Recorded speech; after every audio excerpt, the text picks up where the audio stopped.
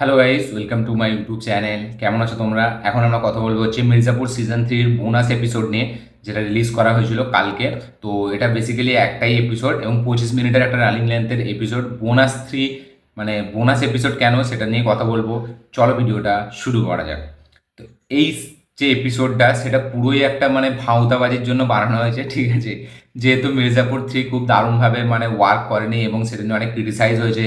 সিরিজটা প্রথম দুটো পার্টের মতো লেভেলটা ম্যাচ করতে পারেনি, তাতে মুন্না ভাইয়া ছিল না, সেটাও অনেকটা মানে নেগেটিভ ইম্প্যাক্ট ফেলেছে। তো তাই জন্য মেকার্সটাকে ঠিক করেছে দিব্যেন্দুকে নিয়ে, ঠিক আছে, একটা 25 মিনিটের রানিং লেন্থের একটা শ্যুট করে ফেলেছে এবং মির্জাপুর থেকে কিছু কিছু ডিলিটেড সিন যেগুলো এখানে রাখা হয়েছে সেইগুলো আমাদের সামনে প্রেজেন্ট করা হচ্ছে, মানে যেগুলো আমরা বেসিক্যালি ইউটিউবে দেখতে থাকি, মানে যখন ফিল্ম আসে অনেকদিন রিলিজ হয়ে যায় তারপরে যে আনকাট ভার্সনগুলো, মানে 1 মিনিট কি 1.5 মিনিটের সিন আমাদেরকে দেখায়। ঠিক সেরকম ভাওতাবাজি এখানে একটা 25 মিনিটের রানিং লেন্থের সাথে করা হয়েছে। সে মানে মুন্না ভাই একা আমরা এখানে দেখতে পাচ্ছি, সে কিছু কিছু সংলাপ বলছে, তার পাশাপাশি কিছু ডিলিটেড সিন প্রথম এপিসোড 3 নম্বর এপিসোড এরকম করে দেখাচ্ছে, যেগুলো কিন্তু খুবই ছোট, যেগুলো কোনো ইম্প্যাক্ট ফেলে না পুরো মির্জাপুরে, ঠিক আছে। এবং এই বোনাস এপিসোডটা শুধু এখানে মেকার্সরা, যেহেতু সেখানে দিব্যেন্দু ছিল না, মুন্না ভাইয়ের ক্যারেক্টারটা অনেকটা মানুষ মিস করেছে, তারা ভেবেছে যে এই হলদি গুঁড়ো লঙ্কা গুঁড়োটা ঢেলে দিলে তরকারিটা হয়তো হেভি টেস্ট হয়ে যাবে, কিন্তু সেটা একদমই হয়নি, উল্টে আরও বেকার হয়ে গেছে তরকারিটা। মানে মেকার্সরা কী ভেবে এটা বার করেছে আমি নিজেও বুঝতে পারি না।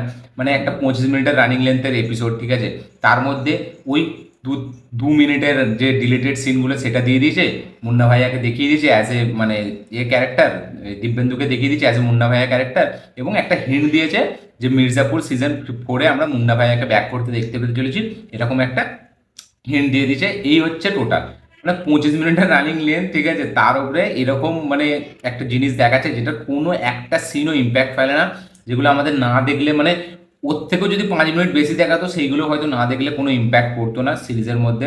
সিরিজটা পুরো বেকার, মানে বেকার, একবার হয়ে গেছে মানে হয়ে গেছে, তারপর আর কিছু করা যাবে না, ঠিক আছে। সেটাকে যতই হাইপ মেনটেন করার জন্য ওম রাউত যদি এখন বলে আমি মানে এর ওই আদি পুরুষের ক্লাইম্যাক্সে একটু চেঞ্জ করে দেবো, ঠিক আছে, সেখানটা মানে রাবণকে আর একটু অন্যভাবে প্রেজেন্ট করবো, সেটাও কোনো কাজ করবে না, কারণ প্রথম থেকেই জিনিসটা পুরো খারাপ, ঠিক আছে। শুধু 5-10 মিনিট দেখিয়ে দিলে মানুষ মানে হেভি বলবে না, তাহলে তো লিও আরও বিশাল বড় হিট হতো, কারণ সেকেন্ড হাফটা যেরকম নেগেটিভ রিভিউ পেয়েছিল।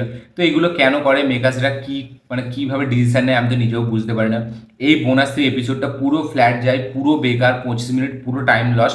ওর থেকে 25 মিনিটের রিলস দেখে নেয় অনেক ভালো ইনস্টাগ্রামের, মানে আমি বুঝতে পারি না এটা কেন করা হয়েছে।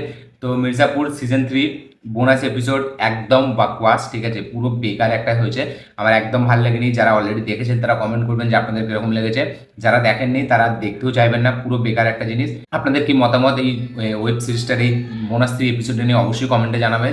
আমার এই ভিডিওটি ভালো লেগে থাকলে লাইক শেয়ার কমেন্ট করে দিন, চ্যানেলটিতে নতুন হলে চ্যানেলটিকে সাবস্ক্রাইব করুন, বেল আইকনটি প্রেস করতে ভুলবেন না। দেখা হচ্ছে পরের ভিডিওতে, ততক্ষণের জন্য বাই।